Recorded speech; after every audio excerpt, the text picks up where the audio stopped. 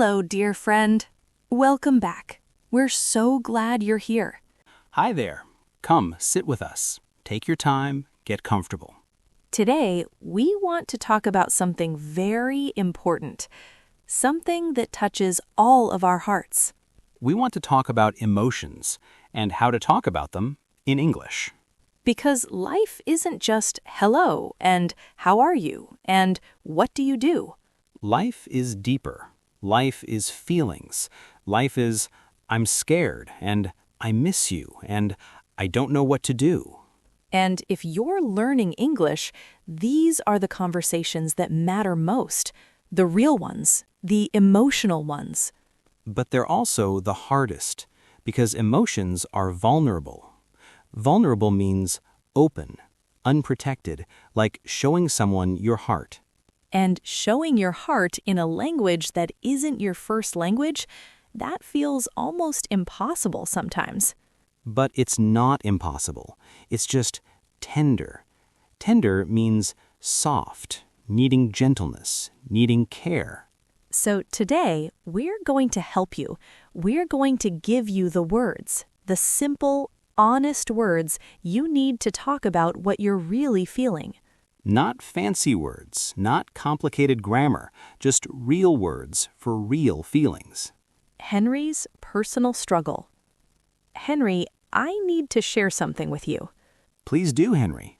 A few weeks ago, I was going through something difficult, something painful, and I had a friend, a kind friend, someone I trusted.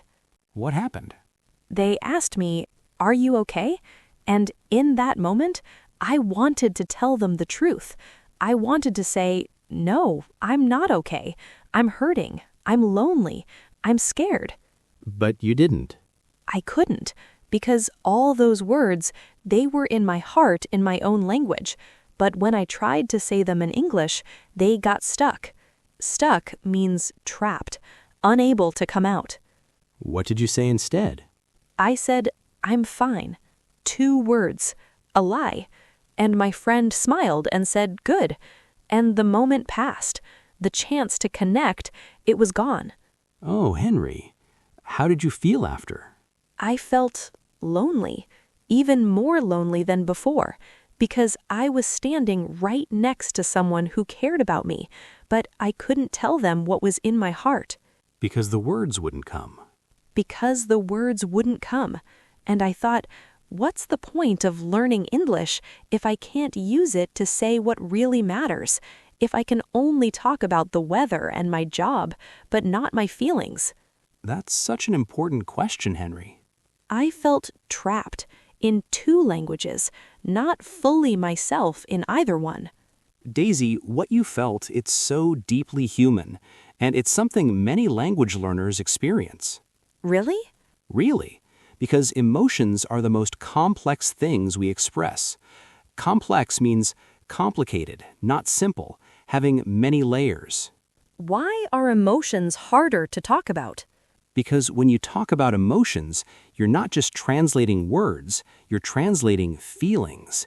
You're translating your heart. And sometimes feelings don't translate easily. So what do we do? We learn the simple, honest words. Not poetic words, not perfect words, just real words for real feelings. Like what? Like, I'm struggling right now, or I feel overwhelmed, or I need help. Simple sentences, but they open the door. They let someone in. And once the door opens, connection happens. Understanding happens. You don't have to say everything perfectly. You just have to say something true. let me tell you about a woman named May. Please. May moved to a new country. She spoke English, not perfectly, but well enough. She had a job, she had colleagues. On the surface, everything looked fine. But it wasn't. It wasn't. May was deeply homesick. Homesick means missing home, missing your family, your culture, your language, missing the place where you belong. That's painful. Very painful. But every day when people asked, "How are you today?" May would smile and say, "I'm good, thanks," because she thought that's what you're supposed to say. You're supposed to be positive. Yes, she thought honesty would be burdensome. Burdensome means too heavy for others to carry, like you're putting weight on them. But one day, May was having a particularly hard day. She was at work, and her manager, a kind woman named Sarah, asked her the usual question, "How are you today, May?" What did May say? May started to say, "I'm fine," but then she stopped, and instead she said something different. She said, "Actually, I'm not okay today." She told the truth. She told the truth, and her manager stopped, really stopped, and said, "What's wrong? Can I help?" And May, in simple words, said, "I miss my family. I feel lonely here. Some days are very hard." Such simple words. Such simple words, but so true, so honest. And Sarah sat down with her, and she said, "I understand. That must be really difficult. Would you like to talk about it?" And they talked for 20 minutes, just talking. And May didn't use fancy vocabulary. She didn't worry about grammar. She just spoke from her heart. And it helped? It helped so much because Sarah understood. She offered support. She even invited May to dinner with her family. And May learned something important. What? That saying, "I'm not okay," doesn't push people away. It brings them closer. Because everyone has been not okay. Everyone understands that feeling. And the phrase itself, "I'm not okay," 4 words, simple words, but they can change everything. Henry, let's pause and explain some words, important words for emotional conversations. Yes, let's help everyone understand. I feel. This is probably the most important phrase for emotions. Yes, I feel sad. I feel worried. I feel confused. It's simple, direct, honest. And it's not blaming anyone. You're just describing what's happening inside you. Exactly. What about overwhelmed? Overwhelmed means like too much is happening, too many feelings, too many problems, like you're drowning. You can't handle everything.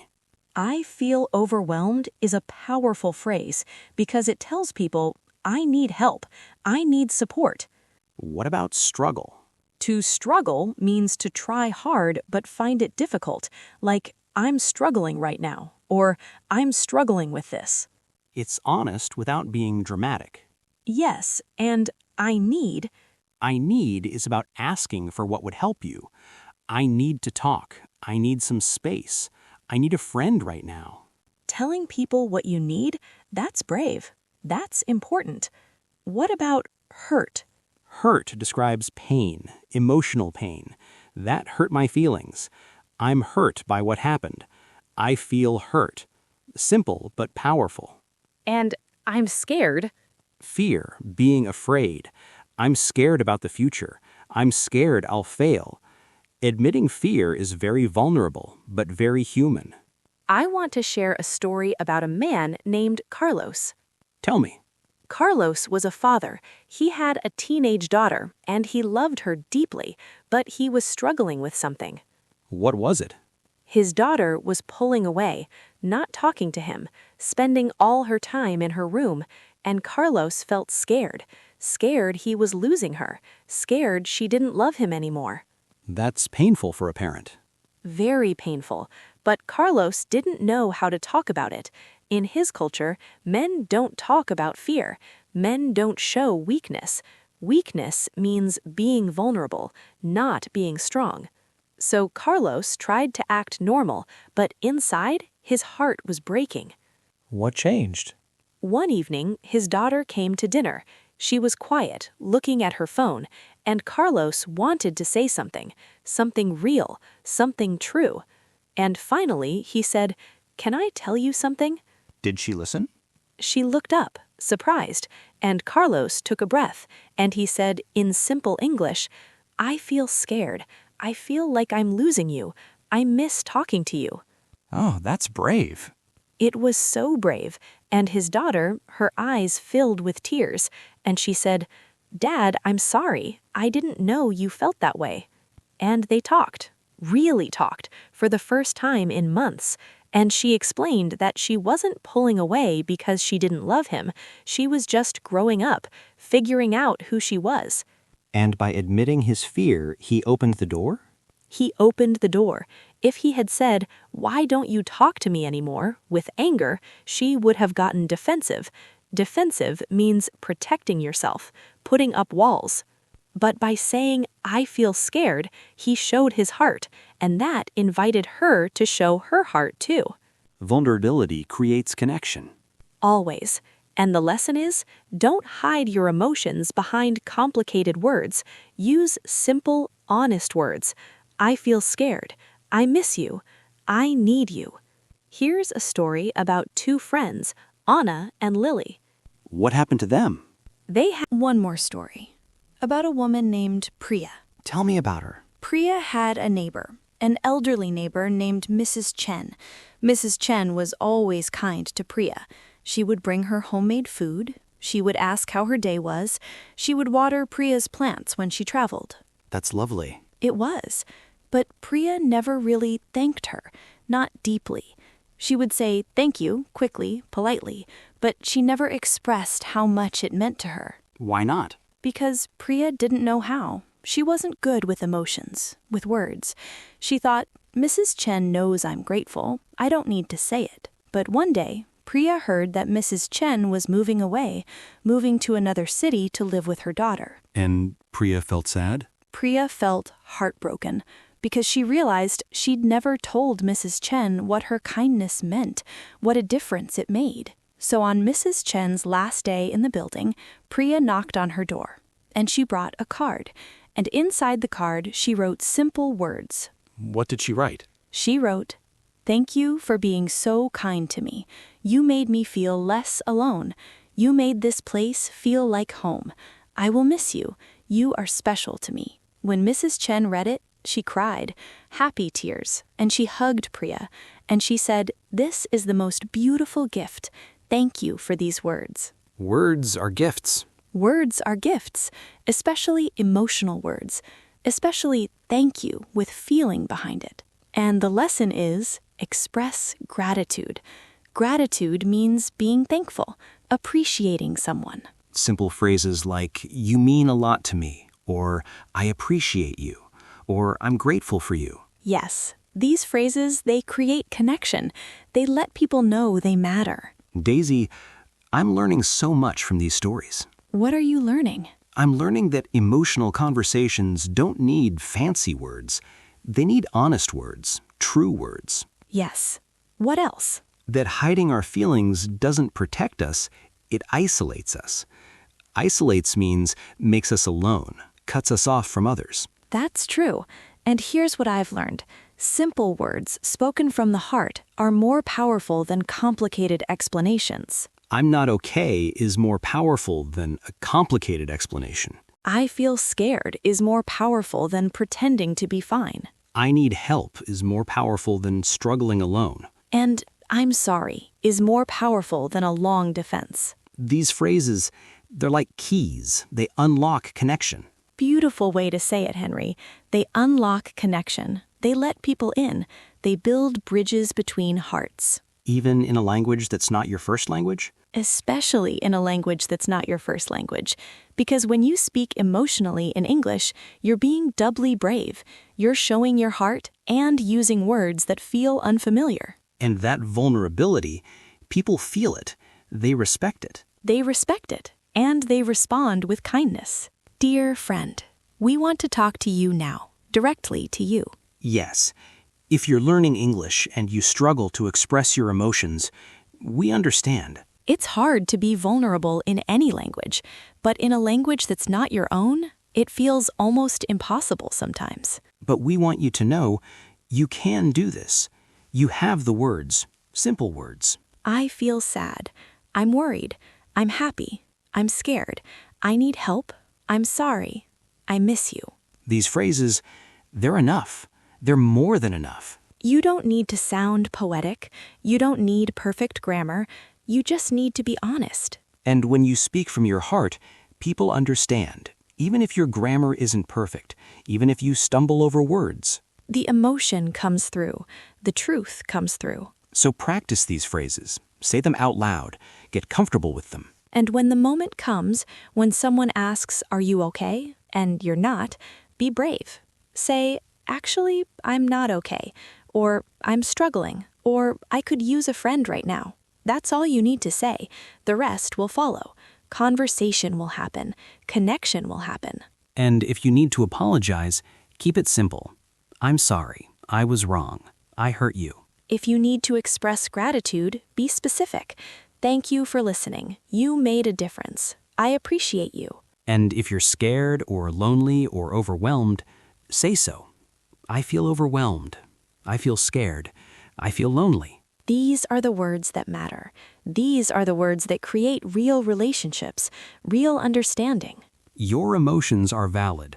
Valid means real, important, worth expressing. And you deserve to be heard in any language. Daisy, I feel lighter now. Do you? Yes, I feel like I can talk about my feelings now, even in English. Because you have the words. You always had them, Henry. You just needed permission to use them simply. And to our friend listening, we hope you feel that permission too. Permission to be emotional. Permission to be simple.